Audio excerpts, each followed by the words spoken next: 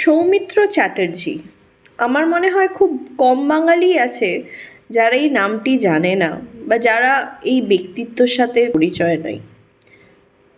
সৌমিত্র চ্যাটার্জিকে কি বলে জানবো আমরা, কি বলে বোঝাবো আমি? তিনি ঝিন্দের বন্দিও করেছেন, আবার ফেলুদাও করেছেন, আবার বেলা শেষেও করেছেন।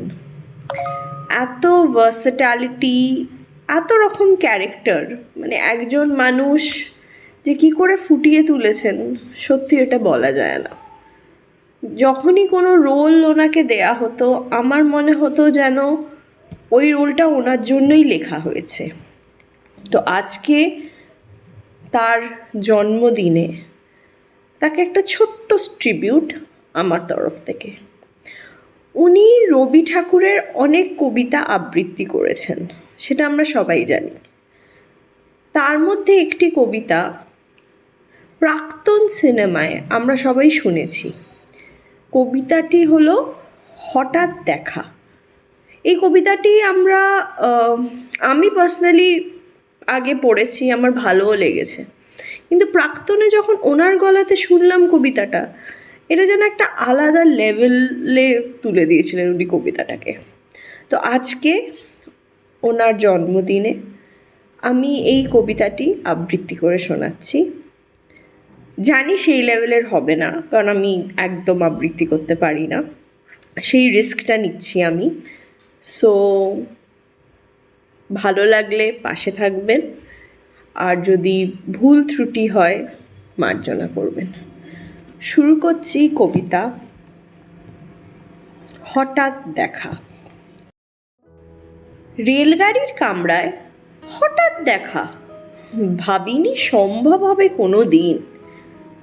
আগে ওকে বারবার দেখেছি লাল রঙের শাড়িতে, ডালিম ফুলের মতন রাঙা। আজ পরেছে কালো রেশমের কাপড়, আঁচল তুলেছে মাথায়, দোলন চাপার মতন চিকন গৌর মুখখানি ঘিরে। মনে হলো কালো রঙে এক গভীর দূরত্ব ঘনিয়ে নিয়েছে নিজের চারদিকে, যে দূরত্ব সর্ষে ক্ষেতের শেষ সীমানায় শালবনের নীলাঞ্জনে। থমকে গেল আমার সমস্ত মনটা। চেনা লোককে দেখলেম অচেনার গাম্ভীর্যে।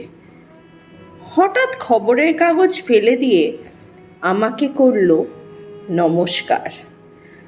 সমাজবিধির পথ গেল খুলে। আলাপ করলেম শুরু, কেমন আছো, কেমন চলছে সংসার ইত্যাদি। সে রইল জানলার বাইরের দিকে চেয়ে, যেন কাছের দিনের ছোঁয়াচে পার হওয়া চাহনিতে। দিল অত্যন্ত ছোট দুটো একটা জবাব, কোনোটার বা দিলই না। বুঝিয়ে দিল হাতের অস্থিরতায়, কেন এসব কথা? এর চেয়ে অনেক ভালো চুপ করে থাকা। আমি ছিলাম অন্য বেঞ্চিতে ওর সাথীদের সাথে। এক সময় আঙুল নেড়ে জানলার কাছে আসতে মনে হলো কম সাহস নয়। বসলুম ওর এক বেঞ্চিতে, গাড়ির আওয়াজের আড়ালে বলল মৃদু স্বরে, কিছু মনে করো না। সময় কোথায় সময় নষ্ট করবার? আমাকে নামতে হবে পরের স্টেশনে। দূরে যাবে তুমি, দেখা হবে না আর কোনো দিনই। তাই যে প্রশ্নটার জবাব এত কাল থেমে আছে, শুনব তোমার মুখে। সত্যি করে বলবে তো? আমি বললাম, বলবো। বাইরে আকাশের দিকে তাকিয়ে শুধোলো, আমাদের গেছে যে দিন, একেবারেই কি গেছে, কিছুই কি নেই বাকি।